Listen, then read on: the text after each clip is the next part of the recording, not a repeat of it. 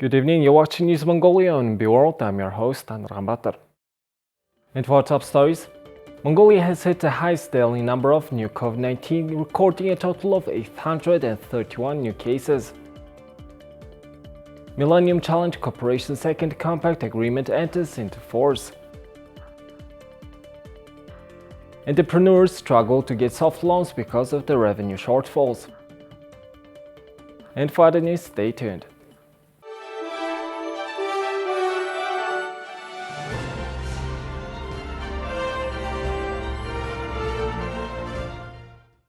On Tuesday, Mongolia has hit the highest daily number of new COVID-19, recording a total of 831 new coronavirus cases in the past 24 hours. The total number of COVID-19 cases in Mongolia has now surpassed 11,000. There were highest daily number of 831 new COVID-19 cases confirmed in the past 24 hours after nationwide tests, and the country's total number of cases has reached 11,651. 79 COVID-19 patients have recovered and discharged. In total, 6,010 people, or 51% of COVID-19 patients, have recovered. 830 cases were recorded in the capital, making the total number of cases in Ulaanbaatar 9,637. There were no imported cases nor new cases confirmed in provincial areas. One medical staff working at high-risk zones was confirmed with COVID-19. One patient who was in critical condition passed away. 85% of the patients are showing mild symptoms of illness, and currently 11 patients are in critical condition. 1,000 patients with mild symptoms are isolated and undergoing treatment at home. Health experts note that majority of people confirmed with COVID-19 are people aged 25 to 35 years old. The public is being reminded to practice frequent hand washing and social distancing in the capital city, which has become a COVID-19 hotspot. The global total for COVID-19 cases has now reached 131 million, with around 2.8 million fatalities. The highest number of cases are found in the United States, with around 31 million, followed by Brazil and India, which both have around 13 million cases.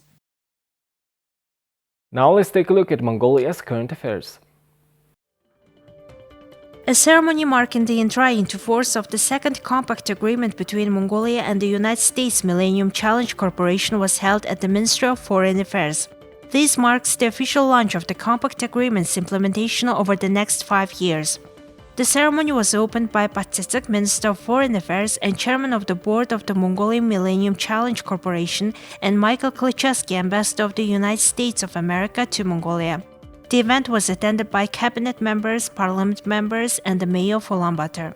Under the second compact agreement, the United States government will provide $350 million grant, and the government of Mongolia will invest $111.8 million to implement a comprehensive program to increase the water supply in Ulaanbaatar and ensure sustainable social and economic development.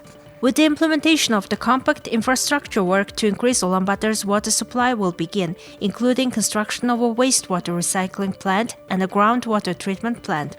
As a result of the project, Ulaanbaatar's fresh water supply is estimated to increase by about 64 million cubic meters, or by 83%, which will extend the city's water supply by at least 40 to 100 years.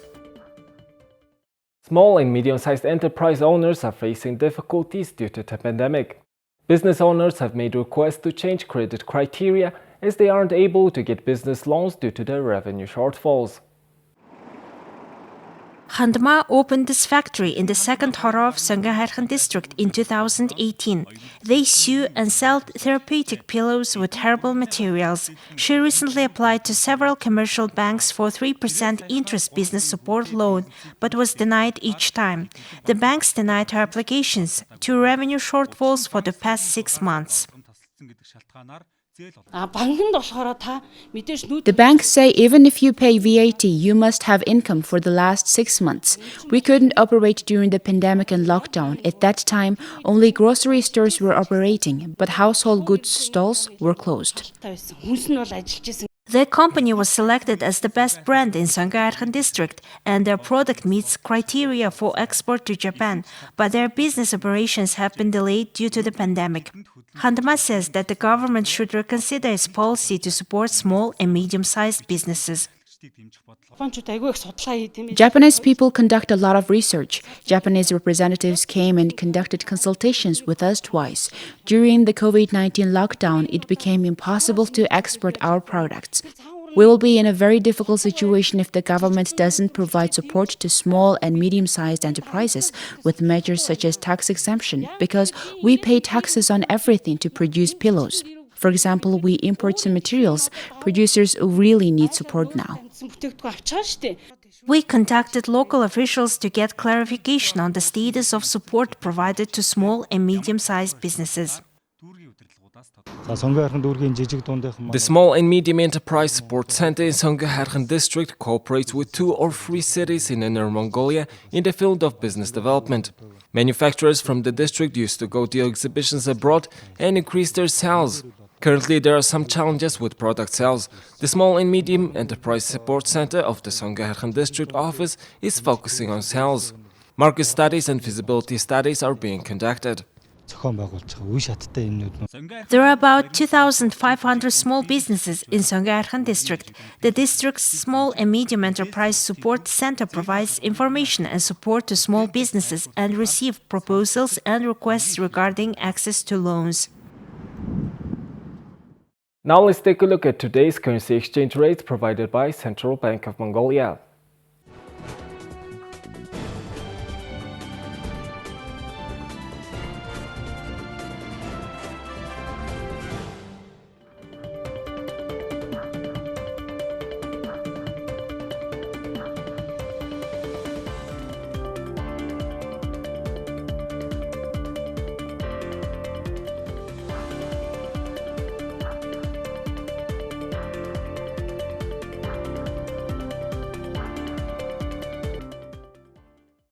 The 2021 Asia Pacific Judo Championships are being held in Bishkek, Kyrgyzstan, and is the last chance for many judokas to claim qualifications for the Tokyo 2020 Olympics.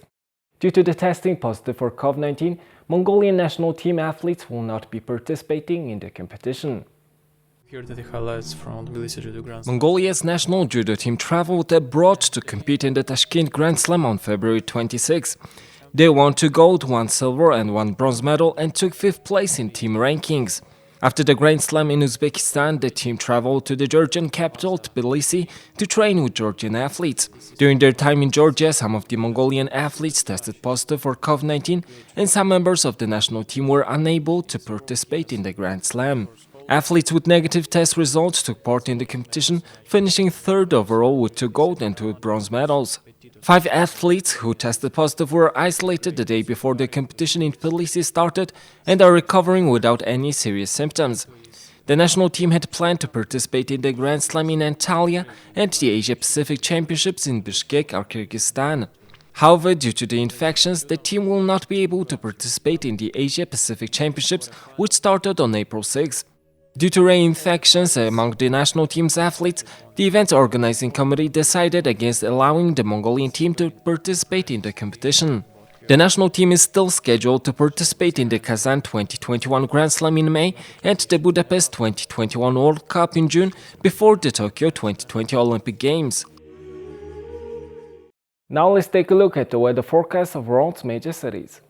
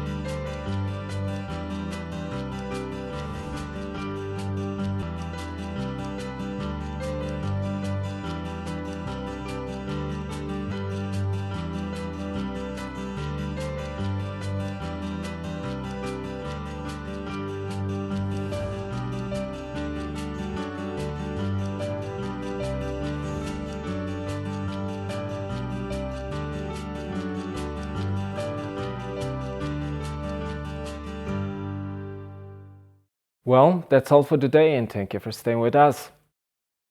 We will see you tomorrow with more news and updates. Have a nice evening. Goodbye.